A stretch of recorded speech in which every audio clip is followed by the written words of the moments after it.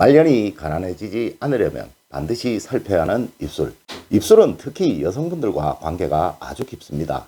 지금도 대부분의 여성분들이 입술에 색조 화장을 하시듯이요. 예전에 우리 조상님들도 입술에 색조 화장을 하셨었습니다. 하여 저희들 같이 상학의 전문가들도 가장 많이 쏟곤 하는 곳이 이 입술인데요.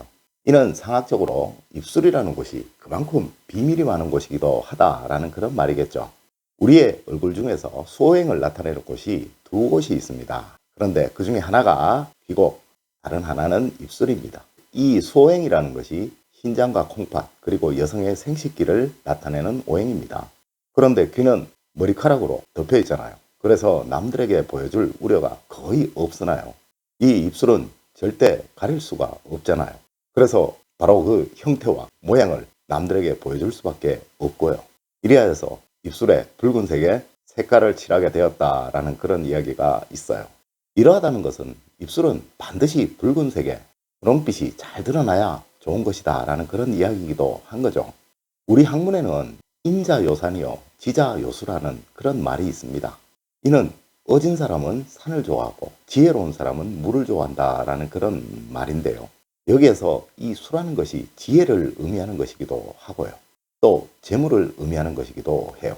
하여 사주학에서는요, 이 수의 기운이 약한 사람을 재물운이 없다라고 말하기도 하고요. 지혜가 부족하다라고 이야기하기도 해요. 이만큼 이 얼굴에서 소행을 담당하는 이 입술 굉장히 중요한 것이라고 할 수 있는 거예요. 여러분들의 말년에 재물운과 지혜로움이 모두 다 드러나는 곳이기도 하고요. 여성기의 건강성을 나타내는 그런 곳이기도 하기 때문에 그러한 것이겠죠. 자, 이렇게 중요한 입술, 과연 우리 상학에서는 어떤 입술을 가장 흉하다고 얘기를 하고 있을까요?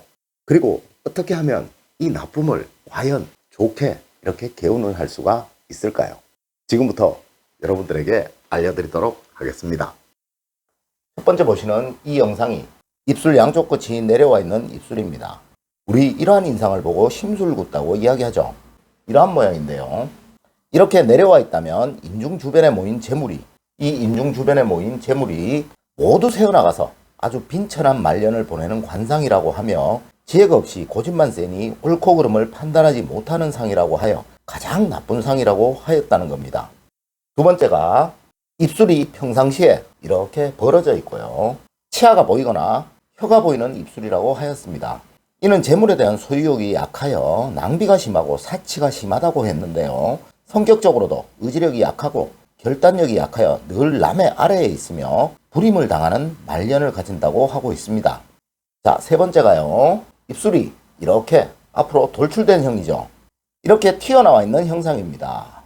입술은 정을 말하기도 하는데요. 너무 정이 많아서 남에게 속임을 당하기 쉽고 돈을 모으기보다 낭비를 잘하니 사치가 심하며 남의 말을 잘하니 신뢰가 떨어지는 사람으로 절대 크게 써서는 안 된다고 했습니다. 자, 네 번째가요. 말을 하셨는데 이렇게 입술이 움직인다든가 또는 입술을 저렇게 자주 깨무는 사람입니다. 이는 욕구불만의 전형적인 상이라고 할 수 있는데요. 말년에 부부복이 약하고 고독해지게 되는 상이며 재물이 들어오기보다 항상 재물을 쫓아다니게 되는 상이며 늘 남에게 불임을 당하거나 이용을 당하는 상으로 빈천한 상의 전형이라고 하고 있습니다. 다섯 번째가 이렇게 입술의 균형이 맞지 않는 사람입니다. 입술은 땅에서 받는 지기를 통제하는 곳이라고 할 수 있습니다. 땅에서 받은 지기는 꾸준하며 지속적이고 안정적인 기운입니다. 하여 이러한 사람을 풍파가 많고 삶의 기복이 심하여 잠시 흥하다가도 금방 망하게 되며 안정적이지 못하여 한 곳에 정착을 못하니 여러 남편을 둘 수도 있다라고 말하고 있습니다. 여섯 번째가 이 사진인데요. 이렇게 한쪽 입꼬리만 올라가는 사람입니다. 이 사람은 만족을 모르고 욕심이 많으며 책임감이 없고 욕망이 강하여 신뢰를 받지 못하니 주변에 사람이 없고 외로움이 많은 노년을 보낸다라고 말하고 있습니다.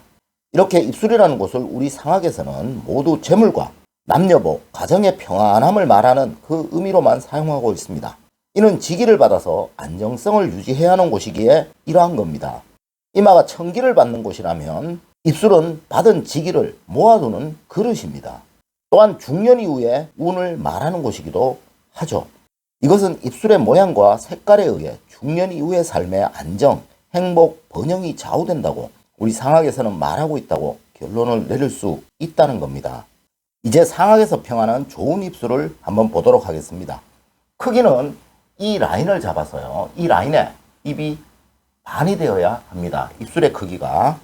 또 입술의 색깔은 선명한 붉은색이거나 또는 선홍색 홍시를 터뜨린 것과 같아야 한다라고 말하고 있고요. 반드시 입꼬리는 이렇게 올라가야 한다라고 말하고 있어요.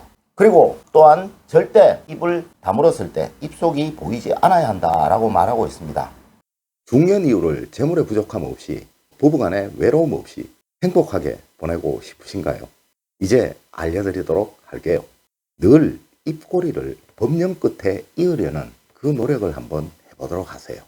여러분들 사진 찍으실 때 좋은 표정, 웃는 표정, 행복한 표정 지으시려고 하시는 말 있죠? 김치, 스마일 이렇게 등등, 그죠? 이러한 말들을 소리내지 마시고요. 웃으면서 마음속으로 한번 해보세요. 부드럽게 웃으시면서요. 은은하게 웃으시면서요. 절대 입꼬리가 내려가지 않습니다. 입술이 앞으로 튀어나오지 않습니다. 한쪽 입술만 움직이지 않습니다.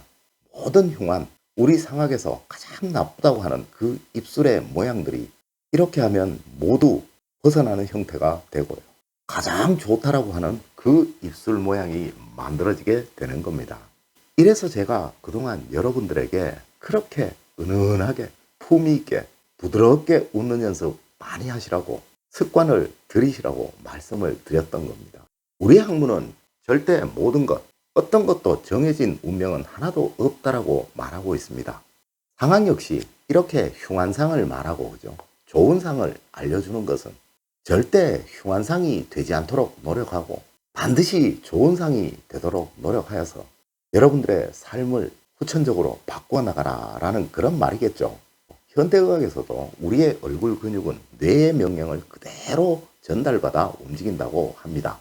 사람의 근육은 어떻게 쓰느냐에 따라서 얼굴에 주름이 생기기도 하고요. 살의 위치가 변형되기도 하고요.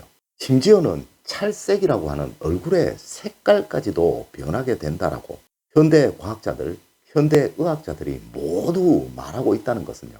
우리 상학에서 후천적으로 좋은 상으로 바꿔 나가라 라고 이야기하는 것과 별반 차이나는 이야기라고 생각되지 않습니다.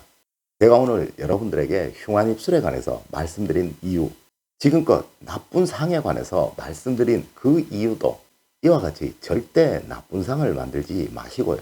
좋은 상을 만들어서 여러분들의 중년 이후의 삶을 행복하고 보람있고 가치 있는 삶으로 만들어 나가시기를 기원드리는 그 마음에서 드린 말씀입니다. 제가 오늘 여러분들에게 가르쳐드린 부드러운 웃음, 은은한 웃음, 품위 있는 웃음 절대 잊지 마시고요. 또한 이렇게 늘 여러분들 웃음 지으시면서 중년 이후의 삶 멋지게 바꿔 나가시기를 기원드리겠습니다. 늘 올바른 학문과 올바른 지식을 여러분들에게 전해드리도록 노력하겠습니다. 여러분 긴 시간 감사드립니다. 감사합니다.